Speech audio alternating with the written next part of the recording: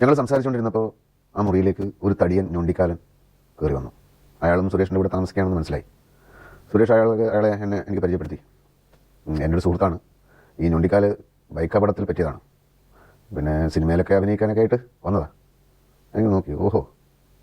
അപ്പോൾ ഞാൻ ചോദിച്ചു, അയാൾ നാടകത്തിലൊക്കെ അഭിനയിച്ചിട്ടുണ്ടോ?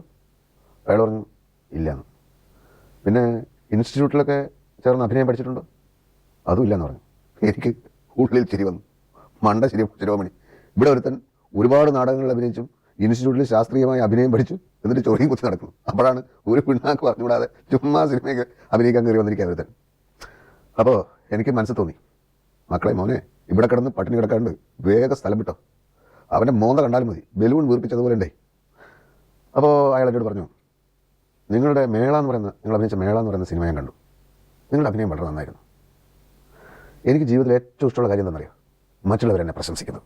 എനിക്ക് ഭയങ്കര സന്തോഷമായി. അയാളോടൊരു സോഫ്റ്റ് കോർണറും തോന്നി. അങ്ങനെ ഞാൻ അയാളോട് ചോദിച്ചു, സുഹൃത്ത്, എന്താണ് നിങ്ങളുടെ പേര്?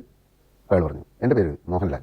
ഫാസിൽ ആദ്യമായി സംവിധാനം ചെയ്ത മഞ്ഞിൽ വിരിഞ്ഞ പൂക്കൾ എന്ന സിനിമ ഇറങ്ങിയതോടെ തടിയനും ഒരു വശം ഇങ്ങനെ ചെരിഞ്ഞവനും ബലൂൺ വീർപ്പിച്ചതുപോലെയുള്ള മുഖമുള്ളവനെന്ന് ഞാൻ വിചാരിച്ച അവനുമായ ആ വിദ്വാൻ കേരളത്തിലെ പ്രേക്ഷകരെ അതിശയിപ്പിച്ചു.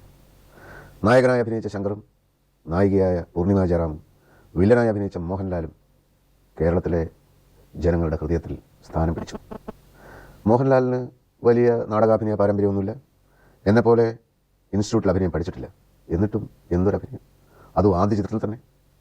ഈ സംഭവത്തോടുകൂടി ഞാൻ ഇൻസ്റ്റിറ്റ്യൂട്ടിൽ ശാസ്ത്രീയമായി അഭിനയം പഠിച്ച കാര്യം പുറത്താരോടും പറയാറില്ല. ഇതാണ് ഞാൻ നേരത്തെ പറഞ്ഞ ജന്മവാസന എന്ന് പറയുന്നത്. അതായത് ആ ജന്മവാസനയുടെ കൂടെ നല്ല നിരീക്ഷണ പാഠവം. ഒരു കഥാപാത്രത്തിൻ്റെ ഹൃദയത്തുടിപ്പുകൾ സ്വന്തം ഹൃദയത്തിലേക്ക് ഏറ്റുവാങ്ങാനുള്ള ആ മിടുക്ക്. എല്ലാറ്റിലും ഉപരി ക്യാമറയെ അഭിമുഖീകരിക്കുമ്പോൾ പലർക്കും സംഭവിക്കാറുള്ള ഇൻഹിബിഷൻ, ലജ്ജ അല്ലെങ്കിൽ ഭയം, അതില്ലാതിരിക്കുക. ഇതൊക്കെ ചേരുമ്പോഴാണ് ഒരാൾ നല്ല നടനാവുന്നത്.